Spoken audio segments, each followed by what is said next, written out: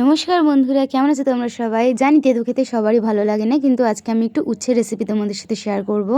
এখানে আমি উচ্ছেতে চিংড়ি মাছ দেবো বলে চিংড়ি মাছগুলো আগেই তো নুন আর হলুদ দিয়ে গরম তেলে ভেজে নিয়েছি। আর তারপরে এখানে দেখছো আমাদের তিতো খাবার উচ্ছে, আর এখানে একটু অল্প করে আলু কেটে নিয়েছি। আর আলুগুলো আমি খুব সরু সরু করে কেটে নিয়েছি, নিয়ে ধুয়ে নিয়েছি।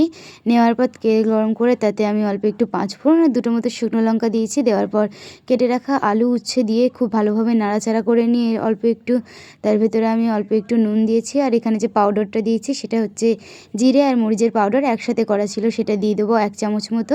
অল্প একটু হলুদ আর ভেজে রাখা চিংড়ি মাছ দিয়ে আমরা বেশ ভাজা ভাজা করে নেবো। আর যখন অল্প একটু ভাজা হয়ে যাবে, যেহেতু আলু সরু সরু করে কেটেছি, বেশি জল লাগবে না, তাই 1 কাপ মতো জল দিয়ে আমরা খুব ভালো করে ফুটিয়ে একদম শুকনো হয়ে আসলে নামিয়ে নেব।